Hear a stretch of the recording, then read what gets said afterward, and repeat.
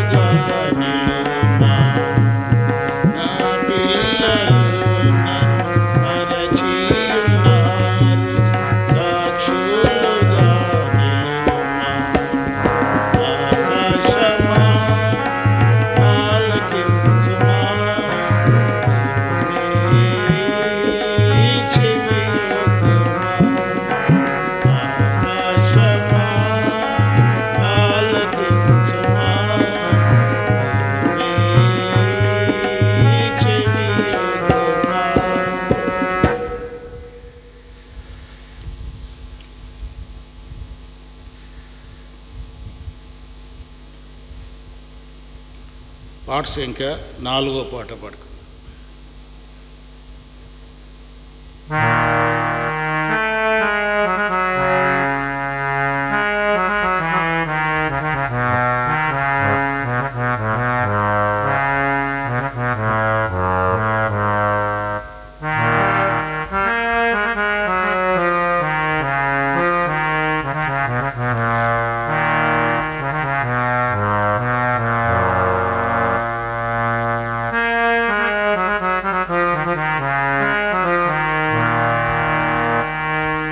సమృద్ధితో నింపితివి దేవా మమ్ములను, సమృద్ధితో నింపితివి దేవా మమ్ములను, నీ మందిర సహవాసమున, నీ మందిర సహవాసమున, సమృద్ధితో నింపితివి దేవా మమ్ములను, సమృద్ధితో నింపితివి దేవా, సర్వ సమృద్ధి కలవారై మేము ఉత్తమమైన ప్రతికార్యము చేయ, సర్వ సమృద్ధి కలవారై మేము ఉత్తమమైన ప్రతికార్యము చేయ, సమస్త విధము లైన నీ కృపను విస్తారింపజేయగల దేవా, సమస్త విధము లైన నీ కృపను విస్తారింపజేయగల దేవా, సమృద్ధితో నింపితివి దేవా మమ్ములను, సమృద్ధితో నింపితివి దేవా మమ్ములను, నీ మందిర సహవాసమున, నీ మందిర సహవాసమున, సమృద్ధితో నింపితివి దేవా మమ్ములను, సమృద్ధితో నింపితివి దేవా, ఆశ్రయమిచ్చితివి నీ రెక్కల నీడ, సంతృప్తినిచ్చితివి నీ మందిరములో, ఆశ్రయమిచ్చితివి నీ రెక్కల నీడ, సంతృప్తినిచ్చితివి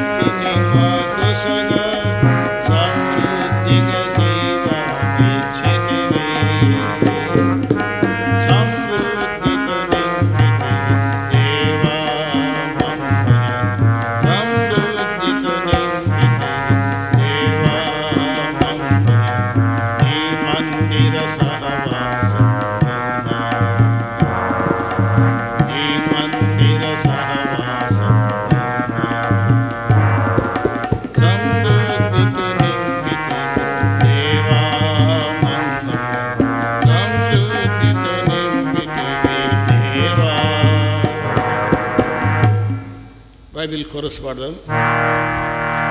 గ్రంథవాగ్దానములన్నీ నావి, ప్రతి అధ్యాయము వరుస వచనము, తన దివ్య ప్రేమ వాగ్దానములు. గ్రంథవాగ్దానములన్నీ నావి,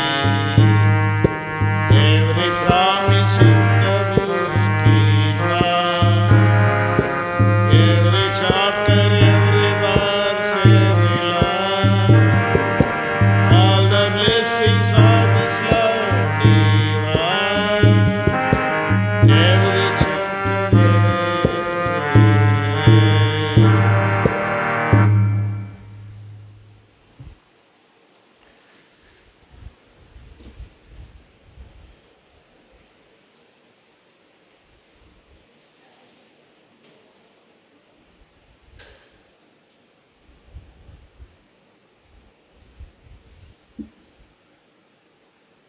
దయచేసి మోకరించండి, ప్రార్థన చేసుకొని దేవుని వాక్యాన్ని విందాం.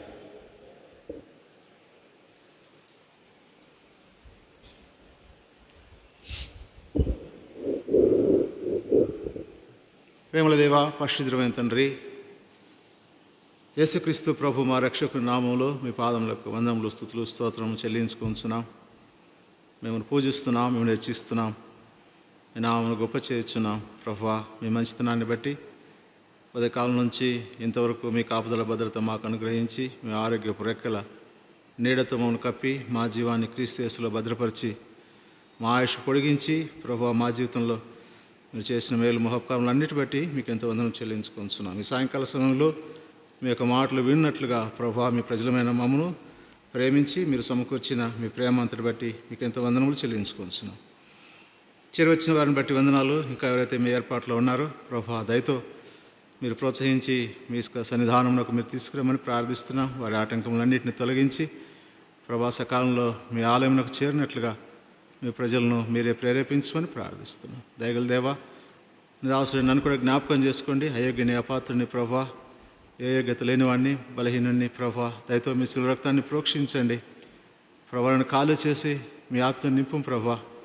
కేవలం మీ నోటికి బుర్రగా వాడుకొని మీరే మహిమ పొందమని ప్రార్థిస్తున్నాం. కనబడేటువంటి అంధకాశక్తులన్నింటినీ యేసుక్రీస్తు ప్రభునామంలో బంధిస్తూ ఈరోజు మేము ఏదైతే నేర్చుకోవాలో ప్రభా మీ పరలోక సింహాసనం నుంచి మీ లేఖన భాగం నాకు మాకు అనుగ్రహించి మీరు ఆఖరి కొరకై మమ్మల్ని అందరినీ సిద్ధపరుస్తున్నామని యేసుక్రీస్తు ప్రభు శ్రేష్టమైన నామమును స్తుతించి ప్రార్థించి వేడుకొనుచున్నాం తండ్రి. ఆమెన్.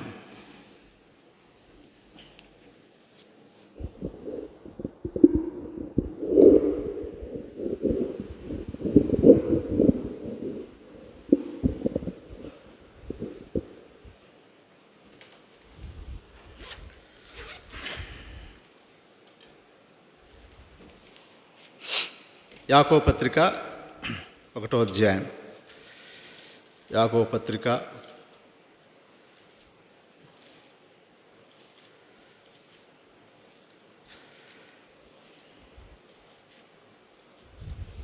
1వ అధ్యాయం 15వ వచనం అందరికీ చదువుకుందామండి. యాకోబు పత్రిక 1వ అధ్యాయం 15వ వచనం, క్రొత్త నిబంధన గ్రంథంలో పేజీ నెంబర్ 210. Page number 210. యాకోబు పత్రిక 1వ అధ్యాయం 15వ వచనం. దురాశ గర్భము ధరించి పాపము కనగా పాపం పరిపక్వమై మరణమును కనును. మరొకసారి చదువుకుందాం. దురాశ గర్భము ధరించి పాపమును కనగా పాపము పరిపక్వమై మరణమును కనును.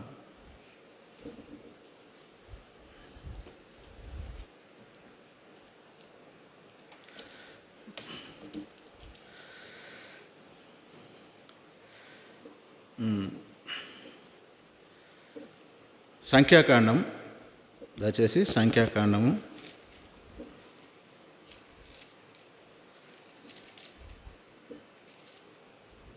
10వ అధ్యాయం, క్షమించండి 33వ అధ్యాయం. సంఖ్యాకాండం 33వ అధ్యాయం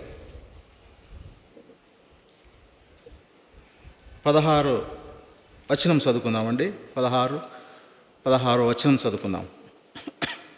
సంఖ్యాకాండం 33వ అధ్యాయం 16వ వచనం, సంఖ్యాకాండం 33వ అధ్యాయం 16వ వచనం. సీనాయి అరణ్యం నుండి బయలుదేరి కిబ్రోతు హత్తావాలో దిగిరి. సీనాయి అరణ్యం నుండి బయలుదేరి కిబ్రోతు హత్తావాలో దిగిరి. తర్వాత సంఖ్యాకాండం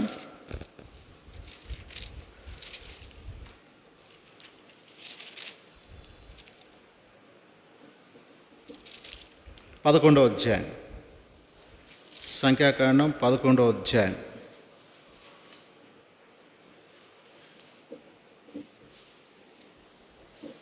33-34 వచనాలు చదువుకుందాం. దయచేసి సంఖ్యాకాండం 11వ అధ్యాయం 33-34 వచనాలు చదువుకుందామండి. సంఖ్యాకాండం 11వ అధ్యాయం 33-34 వచనాలు అందరిని కలిసి చదువుకుందాం.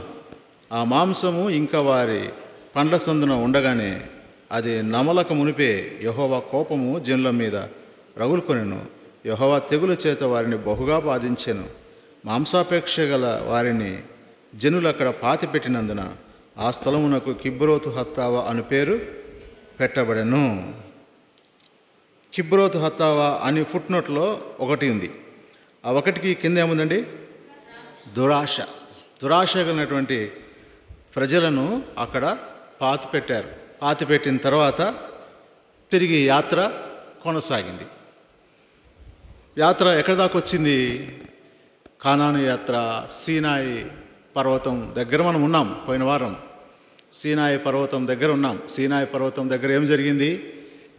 మోషే భక్తుడు పర్వతం మీదకి ఎక్కాడు. దేవుని మాటలు వినడానికి, ధర్మశాస్త్రం తీసుకురావడానికి వెళ్ళాడు. ఆయన రావడం ఆలస్యమైంది. 40 రోజులైంది. 40 రోజులు అయింది. దానికంటే ముందే ప్రజలు ఏమయ్యారు? తొందరపడ్డారు. మమ్మల్ని రప్పించిన ఈ మోషే ఏమైపోయానో మాకు తెలియదు. మా కొరకు మమ్మల్ని నడిపించేవారు కావాలా అని చెప్పి అహరోను దగ్గరికి వచ్చారు. వారు తమ దగ్గరున్న బంగారంతో తీసుకొచ్చి అక్కడ వేసి ఏం చేశారు? ఒక దూడను తయారు చేశారు. తయారు చేసి నోయి ఇశ్రాయేలు ఐగుప్తు నుంచి రప్పించింది నువ్వే అని దాని ఎదుట సాగిలపడ్డారు. దానికి దహన బలులు అర్పించారు. తిని తాగి ఆడుటకు లేచారు. తిన్నారు, తాగారు, పండగ చేశారు. ఇంకా ఆడుటకు లేచి బాగా తమ ఇష్టానుసారంగా ఆడుతూ వచ్చారు. చూడండి, అది దేవుడు సహించలేకపోయాడు ఆ పాపాన్ని. దేవుడు నేను ఇంకా మీతో కూడా రాను అన్నాడు. రాను అంటే తిరిగి మోషే భక్తుడు దేవుని బతిమలాడాడు. ఇక ఆ తర్వాత దేవుడు ఒప్పుకొని తిరిగి తన ప్రజలతో కూడా రావడానికి ఇష్టపడ్డాడు. అక్కడ మనం చూసాం. అప్పుడు దేవుడు ఆ ప్రజల గురించి ఒక మాట అన్నాడు. ఏమన్నాడు చెప్తారా? లోబడనొల్లని ప్రజలు. ఈ ప్రజలు లోబడనొల్లని ప్రజలు అని దేవుడు వారిని గురించి సాక్ష్యం చెప్పాడు. ఎందుకు అంటే ఎన్నోసార్లు దేవుని శోధించారు, కొనిగారు, సనిగారు. మొదలుపెట్టినప్పటి నుంచి ఆ యొక్క ఎర్ర సముద్రము దగ్గర నుంచి మొదలుపెట్టారు. సమస్య వచ్చినప్పుడల్లా గొనుగుతున్నారు, సనుగుతున్నారు, దేవునికి వ్యతిరేకంగా మాట్లాడుతున్నారు, మోషేకి వ్యతిరేకంగా మాట్లాడుతున్నారు, వారు ఇష్టం వచ్చినట్లుగా సనుగుతున్నారు, దేవుని శోధిస్తున్నారు, ఇంకా దేవుని సందేహపడుతున్నారు. ఇంతమందిని దేవుడు పోషించగలడా? ఇది సాధ్యమా? దేవుడు ఆహారం ఇస్తాడా, ఇవ్వడా అని శోధిస్తూ వచ్చారు. ఇంకా వాళ్ళకి ఇష్టమైంది ఇక్కడ జరిగింది. ఏం జరిగింది? తిని తాగడానికి కూర్చున్నారు, ఆడడానికి లేచి ఇక ఆ యొక్క ఐగుప్తులో నుంచి తెచ్చినటువంటి ఆ బంగారుతో ఒక దూడను తయారు చేసుకొని ఒక విగ్రహాన్ని తయారు చేసుకుని దేవుడు ఏదైతే చేయొద్దని ఆ పర్వతం మీద మోషేకు అక్కడ ఆజ్ఞాపిస్తున్నాడో అదే ఇక్కడ చేస్తూ వచ్చారు. 10 ఆజ్ఞలు దేవుడు మోషే భక్తునికి సీనాయి పర్వతం మీద ఇచ్చాడు. దాంట్లో 2వ ఆజ్ఞ ఎలాగో వ్రాయబడింది. ఆ పైన ఆకాశం అందే కానీ, భూమి మీద కానీ, భూమి కింద నీళ్ళైందే కానీ ఏ రూపమును నువ్వు చేసుకున్నాడు, దానికి మొక్కకూడదు, దానికి సాగిలపడదు, ఏ విగ్రహం నువ్వు చేసుకోకూడదు, దేనికి సాగిలపడకూడదు అని దేవుడు చెప్తున్నాడు. వీళ్ళొక దూడను తయారు చేసుకున్నారు. కనుక దేవుడు సహించలేకపోయాడు. ఆ యొక్క పాపాన్ని సహించలేకపోయాడు. మనం చెప్పుకున్నాం, దేవుడు సహించలేని పాపాలలో మొట్టమొదటిది ఇక విగ్రహాన్ని తయారు చేసుకోవడం. దేవుణ్ణి నిర్లక్ష్య పెట్టి, దేవుని విసర్జించి వేరొక విగ్రహాన్ని తమ కొరకు తయారు చేసుకోవడం అనేది దేవుడు సహించలేడు. కనుక అక్కడ దేవుడు మొట్టమొదటిసారిగా దేవుడు అక్కడ కోపడ్డాడు ఇశ్రాయేలు మీద.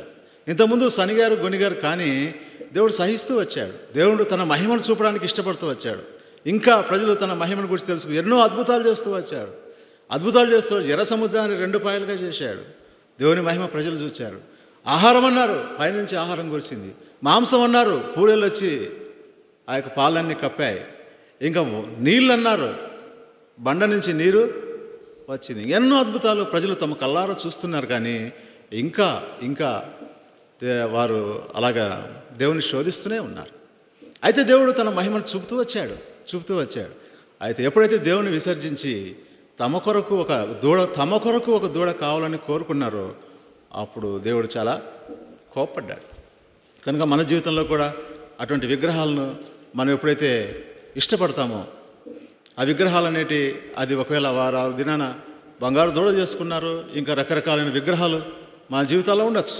అది ఏ అయినా సరే, నేత్రాశ, జీవబుడము, ఇక శరీరాశ, లేకపోతే మనకిష్టమైనది ఏదైతే దేవునికి ఇష్టం లేనిది మనకిష్టమైంది మనం మన హృదయాల్లో నిలుపుకున్నది, దేవుని కంటే ఎక్కువగా ప్రేమించేది, అది ఏదైనా సరే అది విగ్రహమే. అది డబ్బైనా కావచ్చు, అది ఇంకా బంధువులైనా కావచ్చు, అది ఇంకేదైనా కావచ్చు, అదంతా కూడా దేవునికి ఇష్టం లేనిది, అదంతా కూడా ఒక విగ్రహమే. దాన్ని మనం ప్రేమిస్తే, దానికోసం మనం ప్రయాసపడితే దేవుడు సహించలేడు. కనుక ఆ పాఠాన్ని మనం నేర్చుకున్నాం. తిరిగి అక్కడ దేవుడు అన్నాడు, ఈ ప్రజలు లోబడనొల్లని ప్రజల గురించి మనం తెలుసుకున్నాం. లోబడనొల్లని ప్రజలు కనుక నేను మీతో కూడా రాను అంటాడు. చూద్దాం నిర్గమకాండం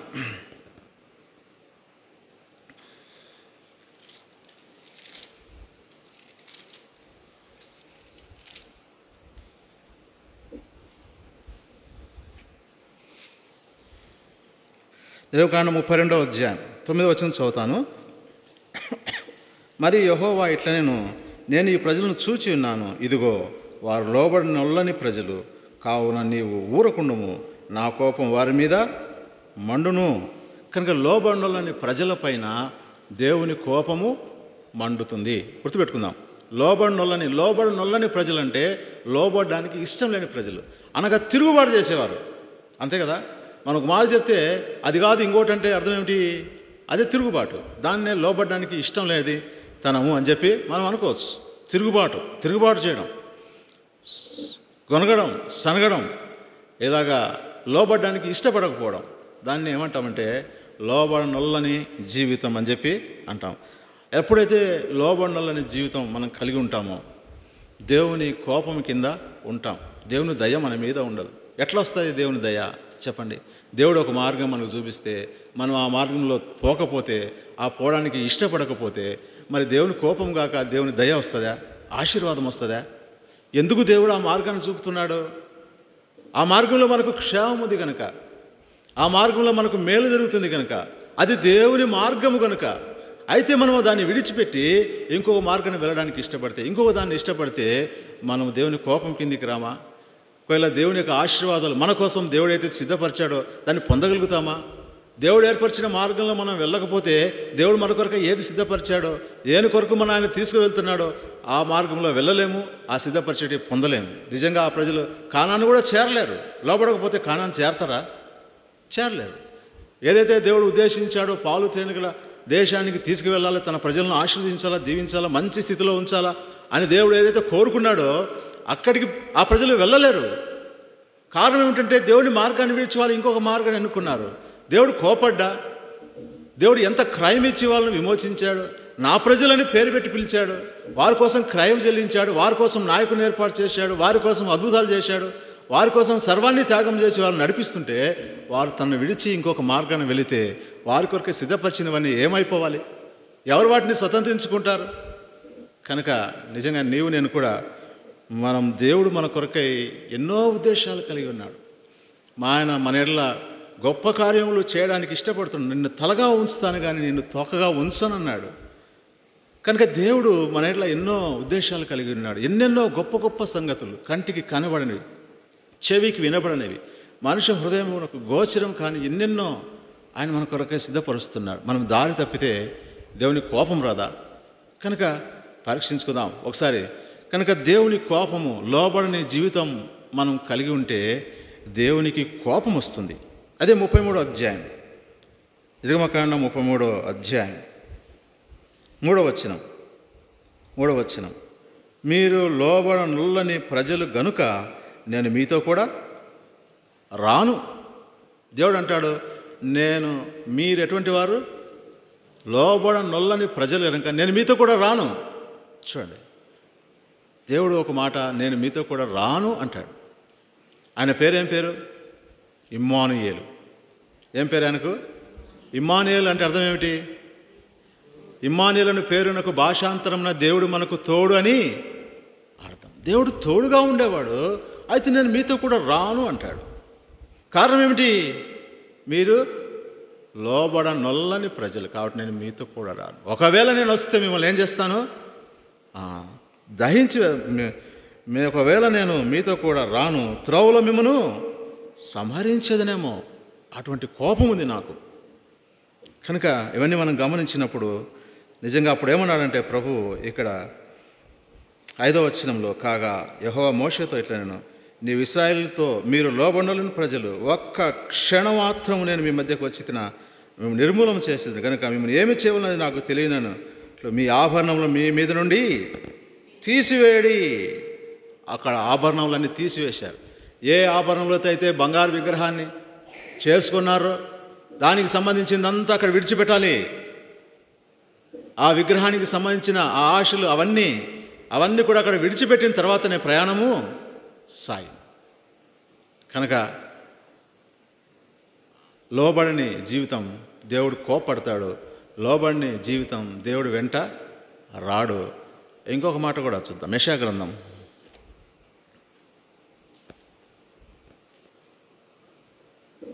1వ అధ్యాయం. పాట కూడా పాడుకున్నాం ఇందాక. ఆకాశమా ఆలకించుమా, భూమి చెవియొగ్గుమా అని దేవుడు ఆకాశాన్ని భూమిని సాక్షులుగా పెట్టి మాట్లాడుతున్నటువంటి మాటలు ఆ పాటలు.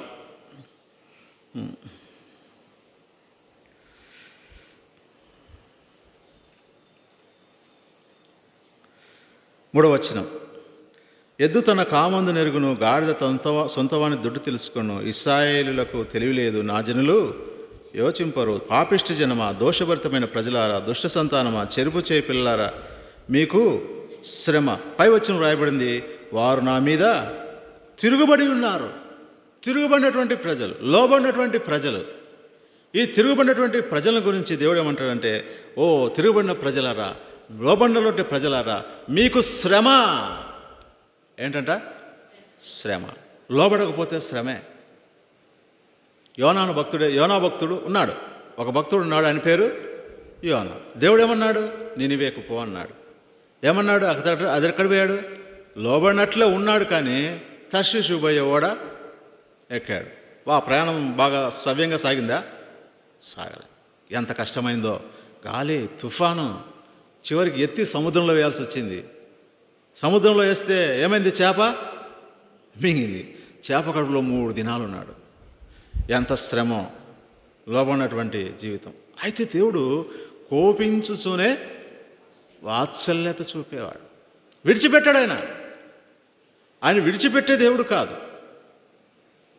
ఆయన స్వాస్థ్యమైనటువంటి మనల్ని ఆయన విడిచిపెట్టాడు. అంతగా శిక్ష విధించాడు, తిరిగి పశ్చాత్తాపం అనుగ్రహించి తిరిగి తను ఏదైతే ఆ భక్తుని ద్వారా చేయాలని నిశ్చయించుకున్నాడో ఆ పని తను నెరవేర్చాడు.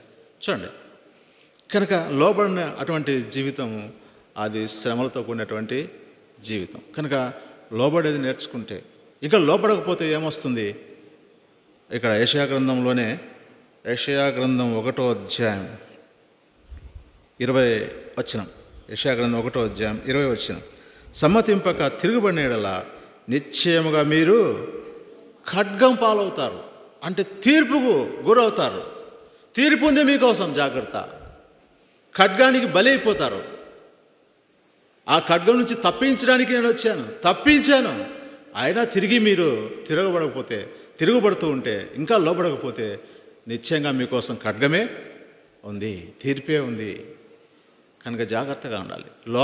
నల్లని జీవితాన్ని మనం తీసేసుకోవాలి. తీసేసుకుంటేనే ప్రయాణం ముందుకు సాగుతుంది. దేవుడు మనకు తోడుగా ఉంటాడు. దేవుడు మనకు ఆశీర్వాదం ఇస్తాడు. దేవుని కోపం బదులుగా దేవుని దయ మన మీద ఉంటుంది. దేవుని తోడు లేకపోతే మనం ఏమైపోతాం చూడండి. కనుక దేవుడు మన కొరకే ఏదైతే నిర్దేశించాడో, ఏదైతే సిద్ధపరుస్తున్నాడో దాన్ని కూడా మనం పొందలేము. తిరుగుబాటు జీవితం ద్వారా ఎన్ని కూడా శ్రమలు, అన్నీ కూడా కష్టాలు తప్పితే క్షేమమేమీ లేదు. దేవునికి లోబడి ఉంటే ఇక్కడ రాయబడింది, అదే యెషయా గ్రంథం 1:19 మీరు సమ్మతించి నా మాట వినిన యెడల మీరు భూమి యొక్క మంచి పదార్థములను అనుభవిస్తారు. సమ్మతించండి, నాతో కలిసి రండి, లోబడండి, నా మాటకు లోబడండి, మీరు భూమి యొక్క మంచి శ్రేష్టమైనటి మీకు ఇస్తాను చూడు, ఎటువంటి పాలు తేనెలు గలట ఆ యొక్క దేశం మీకోసం సిద్ధపరిచాను చూడు, పోదాం, నడిపిస్తాను అని ప్రభు సెలవిస్తున్నాడు. కనుక అది లోబడినటువంటి జీవితం. సరే, అక్కడి నుంచి ప్రజలు ఎక్కడికి వచ్చారు? మనం చదువుకున్నాం కదా. ఎక్కడ చదువుకున్నాం చెప్పండి? సంఖ్యాకాండం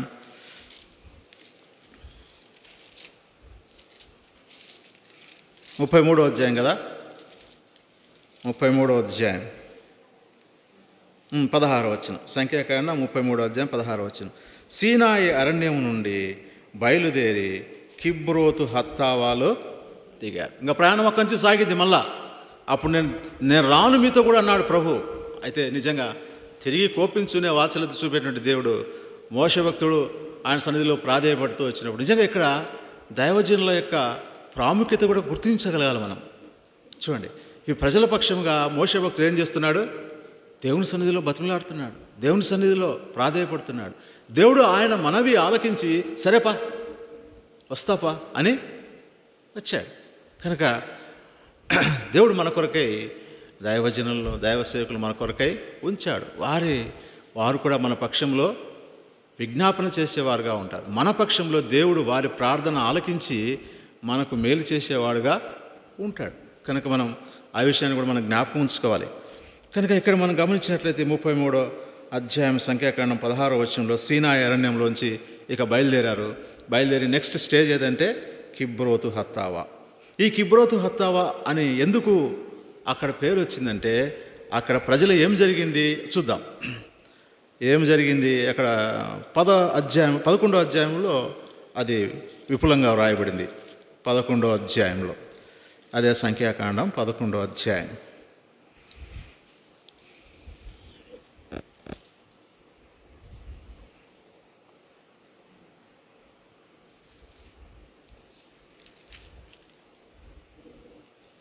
నాలుగో వచనం, 11వ అధ్యాయం 4వ వచనం.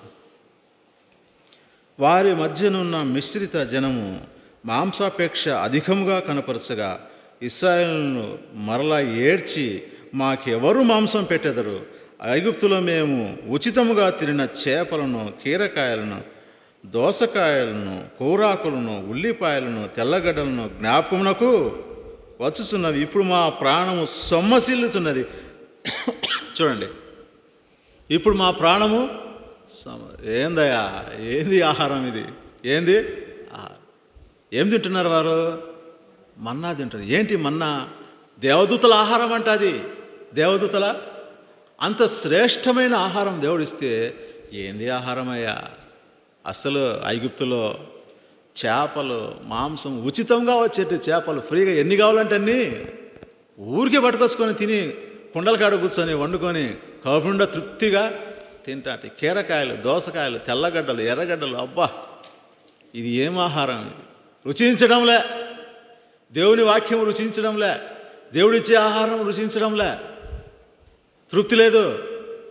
పాతది జ్ఞాపకం వస్తుంది, పాత జీవితం జ్ఞాపకం వస్తుంది. పాత జీవితంలో ఆ ఆనందాన్ని వారు సారిసారికి జ్ఞాపకం చేసుకుంటున్నారు. నిజంగా దేవుడికి కోపం వచ్చింది. దేవుడికి కోపం వచ్చింది. అసలు వీళ్ళ ప్రవర్తన చూస్తే ఎట్లా ఉందంటే, దేవుడు ఇచ్చాడు, దేవుడు ఇచ్చి ఎందుకు మళ్ళీ వాళ్ళని చంపాడు కదా?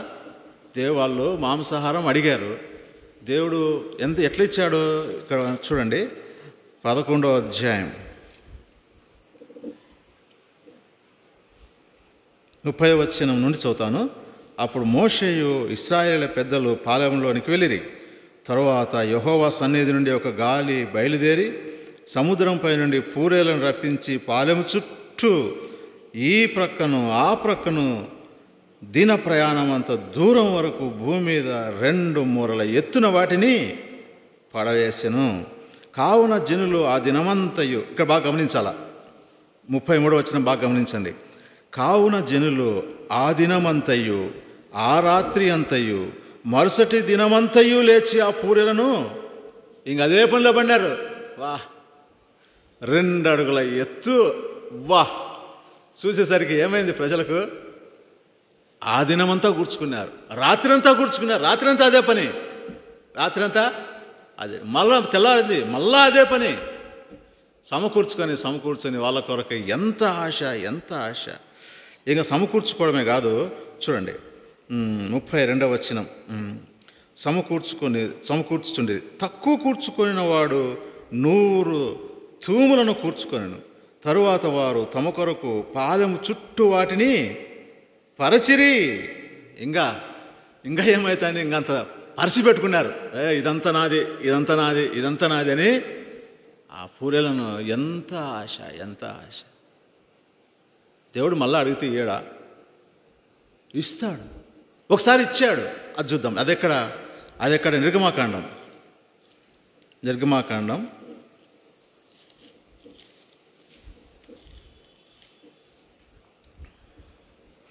16వ అధ్యాయం, సీను అరణ్యంలో జరిగినటువంటి సంఘటన.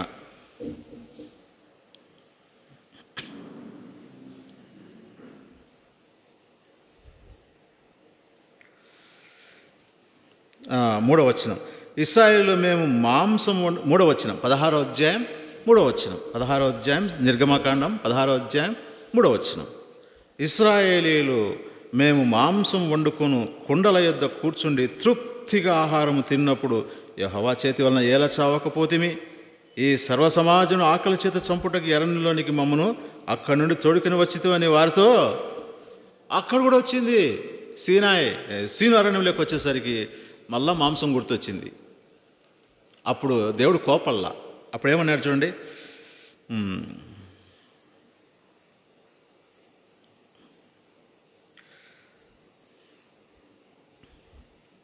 7వ వచనం. యెహోవా మీద మీరు సనిగిన సనుగులను ఆయన వినుచున్నాడు. ఉదయమున మీరు యెహోవా మహిమను చూచెదరు. మీరు మాట్లాడిన మాటలు, మీరు సనిగిన సనుగులు ఆయన వినుచూ ఉన్నాడు. విన్నాడు, వింటూ ఉన్నాడు, వింటాడు కూడా. చూడండి, మనం ఊరికే ఎట్లంటే మాట్లాడకూడదు. దేవుని ప్రజలం మనం ఎవరు? దేవుని ప్రజలం. యెహోవా భక్తులు ఒకరితో ఒకరు మాట్లాడుచుండగా యెహోవా చెవియొగ్గి ఆలకించి. మలాకి గ్రంథం 4వ అధ్యాయంలో ఆ మాట రాయబడింది. దేవుని ప్రజలమైన మనము ఒకరికొకరు మాట్లాడుకుంటా అంటే దేవుడు ఏం చేస్తాడంట? ఎవరు లేరులే అనుకుంటాం. మనం ఏమనుకుంటాం? ఎవరు లేరు, ఎవరు కనపడంలే, ఫ్రీగా మాట్లాడుకోవచ్చు అనుకుంటాం. అయితే దేవుడు అంట చెవియొగ్గి ఆలకిస్తా అంటే మామూలుగా వినడం కాదు. అదిగా మలాకి గ్రంథం 4వ అధ్యాయం. మలాకి గ్రంథం 4వ అధ్యాయం, క్షమించండి 3వ అధ్యాయం 16వ వచనం. మలాకి గ్రంథం 3వ అధ్యాయం 16వ వచనం. అప్పుడు యెహోవా యందు భయభక్తులు గలవారు ఒకరితో ఒకరు మాట్లాడుకునిచుండగా యెహోవా చెవియొగ్గి ఆలకించెను. మరియు యెహోవా యందు భయభక్తులు కలిగి ఆయన నామమును స్మరించుచుండు వారి జ్ఞాపకార్థంగా ఒక గ్రంథము ఆయన సముఖమందు. ఆయన వినడమే కాదు, అన్నీ రికార్డ్ అవుతుంటాయి. రాస్తూ ఉంటాడు. మనం ఏం మాట్లాడేదన్నీ కూడా అక్కడ రాయబడతా ఉన్నాయి. చూడండి మన మీద ఎంత నిఘా ఉందో కదా. సీసీటీవీ ఫుటేజీలు కాదు, ఇంకా అక్కడంతా దేవుని యొక్క నేత్రము, దేవుని యొక్క దృష్టి మన మీద ఉంది. అంటే మనకు సహాయం చేయడానికి, మనకు తోడుగా ఉండడానికి, మనకు ఆలోచన చెప్పడానికి కదా. అదే కీర్తన 32వ అధ్యాయంలో భక్తుడు అంటాడు, నీ మీద దృష్టి ఉంచి నీకు ఆలోచన చెప్పేదను, నీవు నడవలసిన మార్గమును నీకు బోధించి. నీ మీద దృష్టి. ఎందుకంటే నువ్వు ఏడ తప్పోతావో, నువ్వు సరైన మార్గం నడపాలని నీకు ఉపదేశం చేయడానికి ఆయన దృష్టి ఎల్లప్పుడూ నీ మీద ఉంటుంది.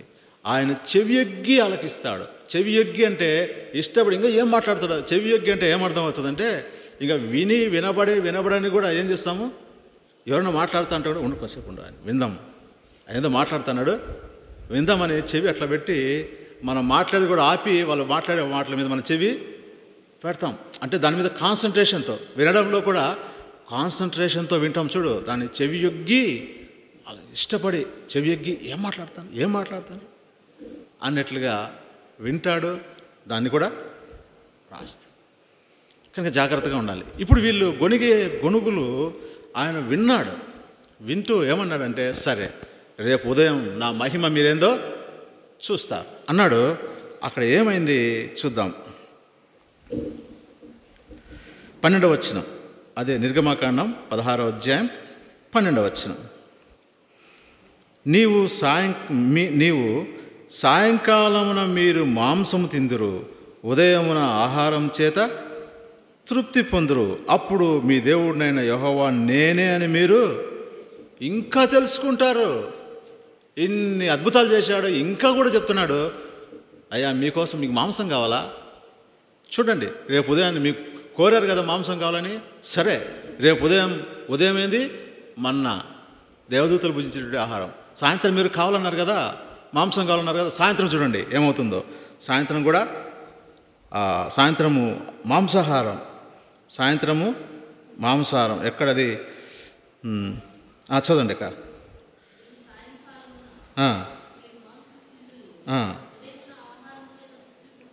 సాయంకాలం మాంసం, దేవుడు పూరేలను పంపినట్టుగా కూడా ఇక్కడ రాయబడింది. అది మీకేమైనా వచనం కనబడితే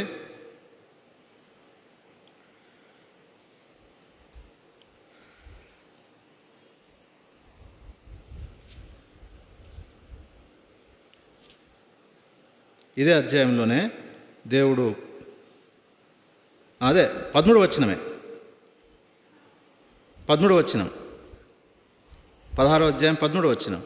కాగా సాయంకాలం పూరేళ్ళు వచ్చి వారి పాలమును కప్పెను. సాయంకాలం అయ్యేసరికి దేవుడు సెలవిచ్చిన మాట ప్రకారం పొద్దున్న లేస్తానే మంచు, దాంతోపాటు మన్నా కురుస్తుంది. సాయంకాలం అయితేనే ఏమవుతుంది, పూరేళ్ళు వచ్చి కప్పుతున్నాయి, కడుపు నిండా తింటున్నారు. అయితే దేవుడు ఇక్కడ ఒక కట్టడ నియమించాడు. దేవుడు ఒక కట్టడ నియమించాడు. ఏమిటి అంటే,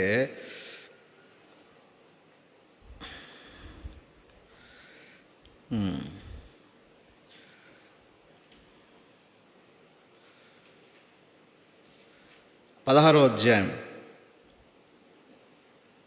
4వ వచనం, 16వ అధ్యాయం 4వ వచనం. యెహోవా మోషేను చూచి, ఇదిగో నేను ఆకాశం నుండి మీ కొరకు ఆహారంను కురిపించెదను, వారు నా ధర్మశాస్త్రం అనుసరించి నడుతురో లేదో అని నేను వారిని పరీక్షించినట్లు ఈ ప్రజలు వెళ్ళి ఏనాటి భత్యము ఆనాడే కూర్చుకో. అది దేవుడు ఇచ్చిన కండిషన్. మీకు ఇస్తా ఆహారం, ఏనాటి భత్యం ఆనాడే కూర్చుకోవాలి, ఏనాటి భత్యం ఆనాడే కూర్చుకోవాలి. అది దేవుడు చెప్తే సరే ఇక్కడికి వచ్చేళ్ళకి వీళ్ళు ఏమైనారు, సంఖ్యాకాండం మనం చదువుకున్నాం కదా 11వ అధ్యాయం 32-33 వచనాలు చదివితే ఏనాటి భత్యం ఆనాడు కూర్చుకున్నారా? కూర్చుకోలే. ఉదయం అంతా రాత్రి అంతా మరుసటి రోజు ఉదయం అంతా కూర్చుకొని ఇంకా ఆరబెట్టుకున్నారు అంతా. ఇంకా చుట్టూ పాలెం చుట్టూ ఎవరింటి దగ్గర వాళ్ళందరూ ఇంకా దేవుని కోపము మండింది. దురాశ, ఆశ ఉండొచ్చు కానీ ఇదేమంటారు, ఇది దురాశ అనరా అంటారు. దేవుడు ఏం చెప్పాడు, అయ్యా నేను ఇస్తా కదా, నీకెందుకు బాధ? ప్రతిరోజు ఉదయమేసరికి నీకు ఏ రోజు దరోజు వస్తుంది, ఫ్రెష్గా ఇస్తాను.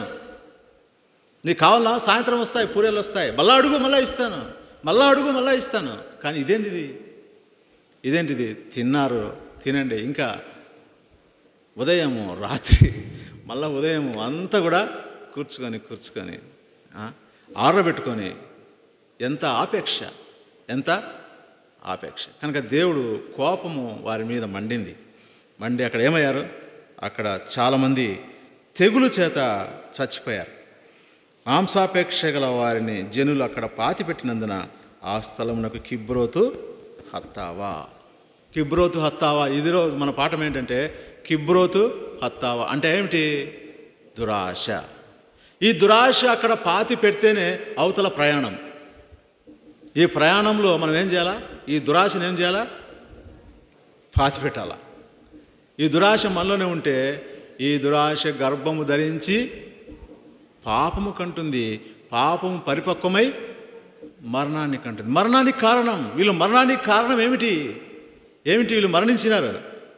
ఇంతగా దేవుడు వారి కోసం సిద్ధపరిచి వారిని విమోచించి ఐగుప్తు ఫరో అధికారం నుంచి విమోచించడానికి 10 రకాల అద్భుతాలు, అక్కడ 10 రకాల తెగుళ్ళు వారికి కలిగించి వారిని విడిపించి తీసుకొచ్చి దారిలో అన్ని అద్భుతాలు చేసి వారి వెంట ఉండి తోడుకోపోతూ ఉంటే, పగలు మేఘస్తంభంగా రాత్రి అగ్నిస్తంభంగా వారి వెంట ఉండి తోడుకొని పోతూ ఉంటే ఈ ప్రజలు అటువంటి దురాశ కలిగి దేవుని మీద ఉన్నటువంటి, అంటే దాని అర్థం ఏమిటంటే దేవుని మీద ఉన్నటువంటి విశ్వాసము సడలింది. ఇంకా మాకు కావాలి, దేవుడు ఇస్తాడు కదా, ఇంత చేసినాడు, అవి ఇవ్వడా? ఇస్తాడు. అయినప్పటికీ నా కోసం అని అంతా ఏం చేసినారు? పరుచుకున్నారు. కనుక ఈ దురాశ అనేది గర్భము ధరిస్తే అది పాపాన్ని కంటుంది. ఆ పాపము పరిపక్వమై మరణాన్ని కంటుంది. కనుక ఈ విషయం మనం జాగ్రత్తగా ఉందాం. ఏమిటి దురాశ అంటే? దురాశ అంటే ఏమిటంటే చెడ్డ ఆశ.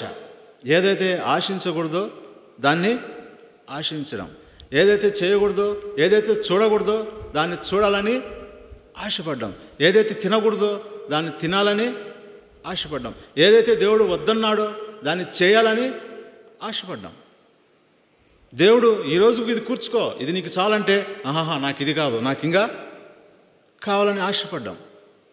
అది దురాశ. దానివల్ల ప్రజలు ఎంతో నష్టపోయారు, ఎంతో దానికి మరణానికి అది కారణంగా ఉంటుంది. కనుక మనం ఈ దురాశ గర్భం ధరించి పాపము కనగా పాపం పరిపక్వమై మరణాన్ని కంటుంది. ఈ దురాశ అనేది ఎవరిది అంటే ఇది అపవాదిది. ఎవరు చెప్పండి? అపవాదికి సంబంధించింది. యోహాను సువార్త 8వ అధ్యాయం 44వ వచనం చూస్తారా?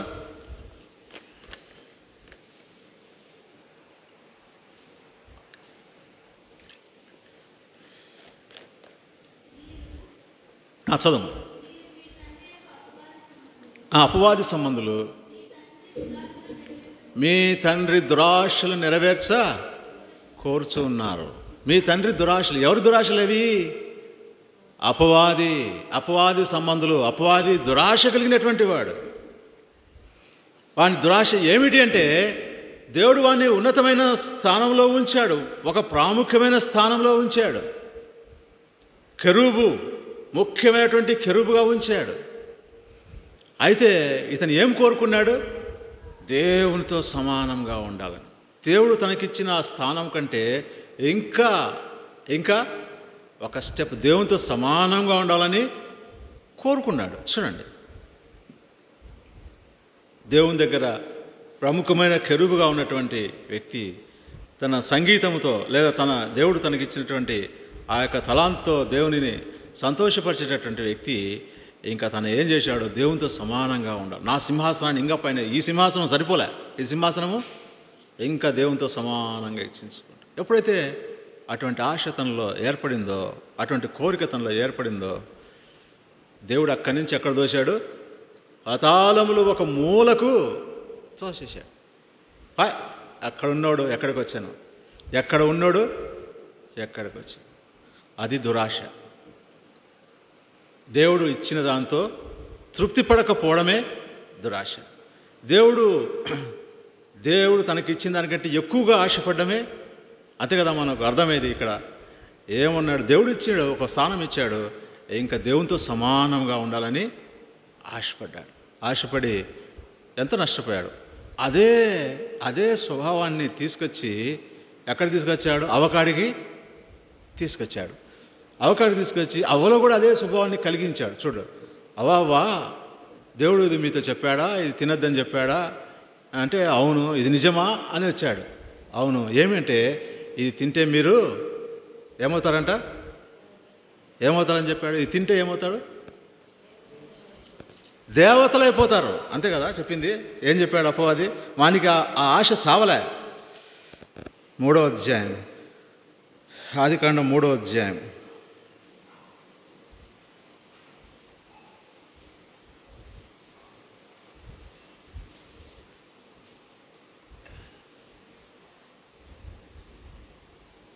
నా 5వ వచనం. ఏలైనగా మీరు వాటిని తినుదినమున మీ కళ్ళు తెరవబడుననియు మీరు మంచి చెడ్డలను ఎరిగిన వారై దేవతల వలె దేవతలైపోతారవ్వా. ఏమనుకున్నావు? దేవునికి తెలుసు, అందుకే మిమ్మల్ని తినద్దన్నాడు. అందుకే మిమ్మల్ని తినద్దన్నాడు. దేవునితో దేవత్వాన్ని దేవునితో సమానంగా ఉండాలని అనుకున్నాడు. ఇక్కడికి తోయబడ్డాడు. మళ్ళీ అవ్వకు ఏం చేస్తున్నాడు? నువ్వు దేవతవైతావు అని అవలో ఒక రకమైనటువంటి దాన్ని ప్రేరేపించాడు, దురాశని ప్రేరేపించాడు.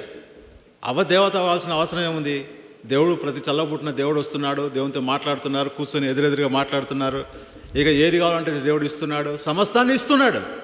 ఎంత సంతోషంగా ఉంది, ఎంత సంతోషం! దేవునితో సహవాసం, ఆదాము అవ్వలు దేవునితో సహవాసం ఎంత సంతోషంగా ఉంది. ఇంకా దామా కోరుకోవాల్సిన అవసరం ఏమిటి? ఇంకా దేవత ఆమె ఏం చేయాలా కదా? కానీ కోరుకుంది. అది అపవాది అలాగా ప్రేరేపించి తను కోరుకుంది. ఏమైంది? పాపము తినకూడని ఫలాన్ని తినింది, పాపం ప్రవేశించింది, ఎంతో నష్టం జరిగిపోయింది. సరే, కనుక ఈ దురాశ అనేది అపవాదికి సంబంధించింది. ఇది దేవునికి ఇష్టం లేనిది. దేవునికి ఇష్టం లేనటువంటి దాన్ని అపవాది మనలో ప్రోత్సహించి పురిగొల్పి మనల్ని టెంప్ట్ చేసి మనల్ని శోధించి ఏం చేస్తాడు? దేవుని సన్నిధి నుంచి పక్కకు తీసుకెళ్తాడు. అదే 2 కొరింథీ పత్రిక 11వ అధ్యాయం 3వ వచనంలో, సర్పము తన కుయుక్తి చేత అవ్వను మోసపరిచి నట్లుగా మీ హృదయములను ఒకవేళ మోసపరచబడి దేవుని యొక్క సరళత నుండి పవిత్రత నుండి ఎట్లయినా తొలగిపోనేమో అని మీ నిమిత్తం నేను భయపడుచున్నాను అని పౌలు భక్తుడు కొరింథీ పత్రిక రాస్తూ చెప్తాడు. కనుక మనం జాగ్రత్తగా ఉందాం. మనం కలిగినటువంటి ఆశ ఏమిటి? ఇది ఎంతవరకు కరెక్ట్? ఇది దేవుని యొక్క చిత్త ప్రకారమా? దేవుడు ఇచ్చేదా? లేదా దేవుని ఇష్టాన్ని వదిలి నేను వేరేది కోరుకుంటున్నానా అన్నటువంటి ఆశ, మనలో కలిగే ప్రతి ఆశను మనం ఏం చేయాలా? పరీక్షించుకొని దేవుని వాక్యానికి లోబడినట్లుగా మన ఆలోచనలు మనం చెరపట్టుకొని మనం ముందుకు సాగిపోవాలి. సరే, మొట్టమొదటిదిగా. రెండవదిగా 2 తిమోతి పత్రిక త్వరగా చూసుకుందాం. 2 తిమోతి పత్రిక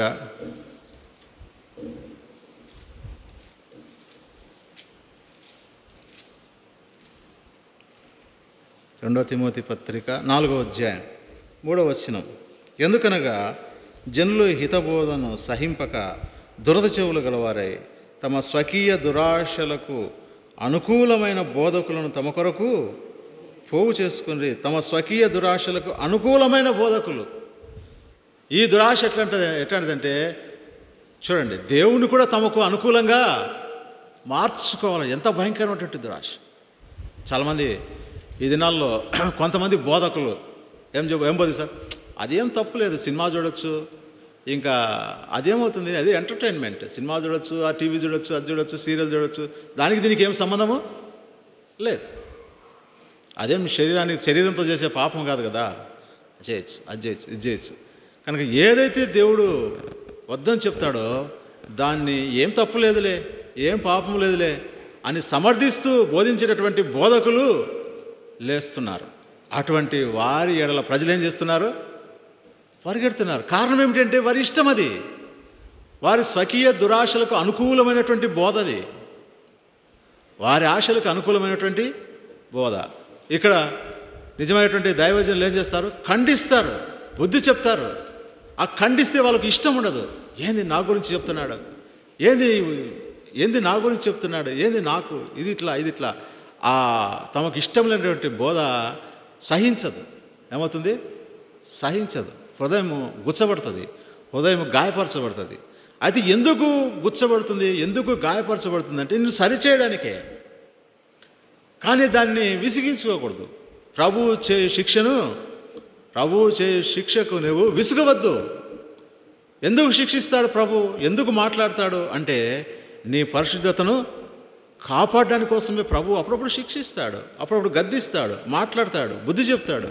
అయితే నువ్వు నీకు ఇష్టమైన బోధకులను ఏర్పాటు చేసుకుని, ఎక్కడ ఇష్టమైన బోధ ఎక్కడ అక్కడంతా ఆ ఇష్టమైన బోధ విని ఏమవుతారు? తమ జీవితాలను నష్టపరుచుకుంటారు. కనుక జాగ్రత్తగా ఉందాం. దేవుని వాక్యం అనుసరించి దేవుడు మనతో మాట్లాడే ప్రతి మాటను జాగ్రత్తగా ఆలకిద్దాం. ప్రభా, ఇది నా కోసమే, నిజమే ప్రభా, నేను సరి చేసుకోవడానికి ఇష్టపడుతున్నా. అది దేవుని యొక్క మనసు.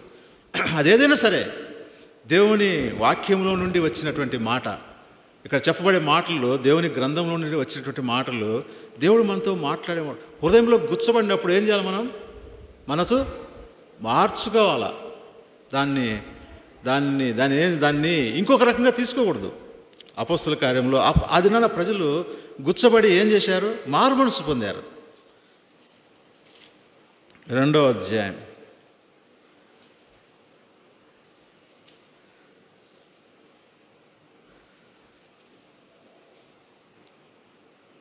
ఇక్కడ ఉంది కదా వచనం, గుచ్చబడి 37వ వచనం. వారు ఈ మాటలు విని హృదయంలో నొచ్చుకొని, సహోదరులరా, మేమేమి చేతుమని పేతురును కడమ వారిని అడగగా, మీరు మారు మనసు పొంది పాపక్షమాపణ నిమిత్తం ప్రతివాడు యేసుక్రీస్తు నామమున బాప్తిసం పొందుడి, అప్పుడు మీరు పరిశుద్ధాత్మని వరమును పొందురు. కనుక అప్పుడు ప్రజలు మారు మనసు పొందారు. హృదయం నొచ్చబడింది, గుచ్చబడింది, గాయపరచబడింది. అయ్యో, ఏమిటి మేము చేసేది? ఇది తప్పు కదా, ఈ దేవుడు మాట్లాడుతున్నాడు, నాతోనే మాట్లాడుతున్నాడు, మాతో మాట్లాడుతున్నాడు, మేము సరిచేయబడాలి అన్నటువంటి మనసు ఎప్పుడైతే ఉంటుందో అది మారు మనసుకు దారితీస్తుంది.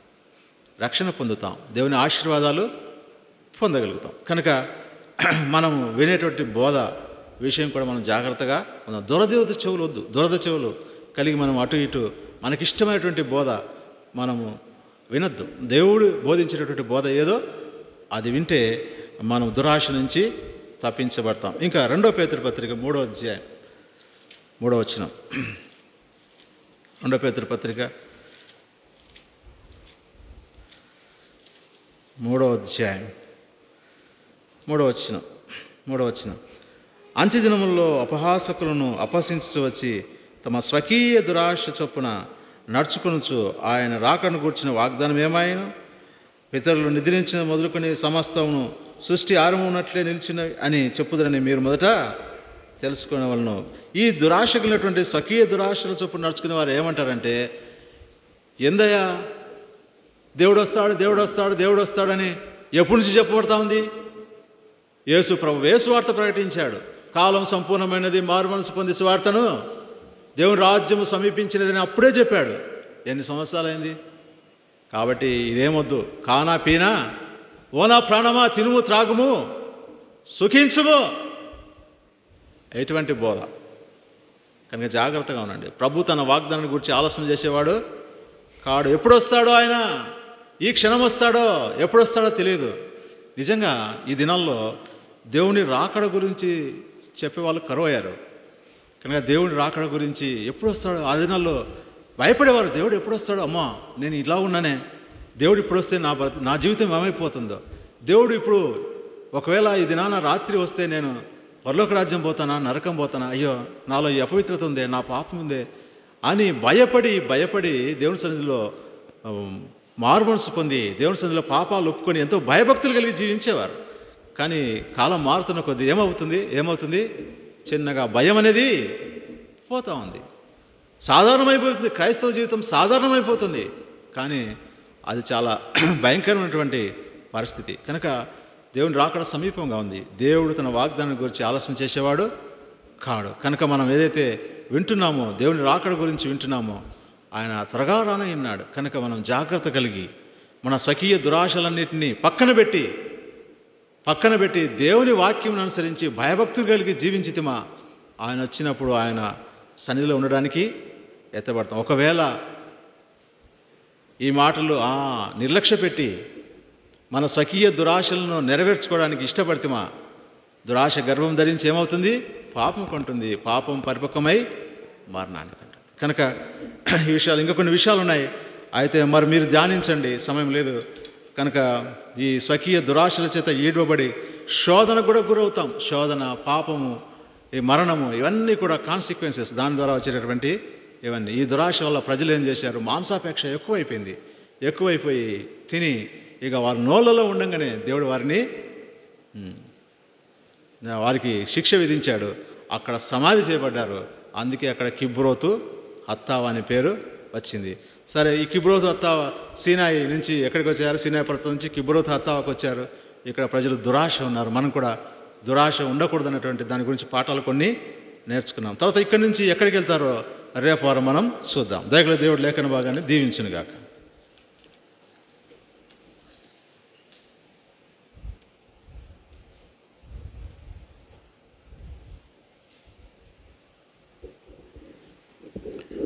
శుక్రవారం మనకు సంఘ ప్రార్థన ఉంటుంది. తిరిగి శనివారం ఉదయం 6 గంటల నుండి సాయంకాలం 5 గంటల వరకు మరి గొలుసు ప్రార్థన ఉంటుంది, చైన్ ప్రేయర్. తర్వాత ఆదివారం యథావిధిగా ఆరాధన ఉంటుంది. ఈ ఆదివారము బాప్తీసాలు కూడా ఉంటాయి. కనుక అందరూ కూడా ప్రార్థన చేయండి. వార కోడికల కొరకై ప్రార్థన చేయండి. అనేకులు కూడా మరి ఆదివారం బాగా వస్తున్నారు. అట్లాగే వార కూడికలకు కూడా అనేకులు రాగలుగున్నట్లు మనము భారముతో ప్రార్థన చేస్తాం. సాన ప్రార్థన చేస్తాం, చేయండి.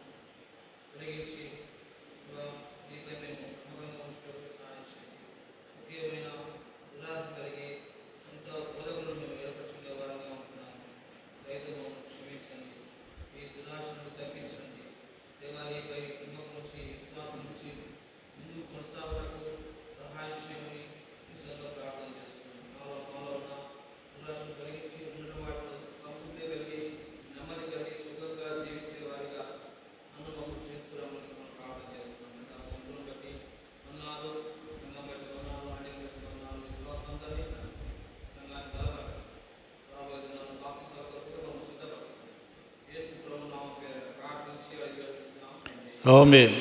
మన ప్రభు అయిన యేసుక్రీస్తు కృప, తండ్రి యొక్క ప్రేమ, పరిశుద్ధాత్మ సహవాసము చిన్న మనందరికీ, ప్రతి కుటుంబానికి, సార్వత్రిక సంఘమునకు ఇప్పుడు ఎల్లప్పుడూ సదాకాలము తోడైండు గాక. ఆమేన్. Praise lord.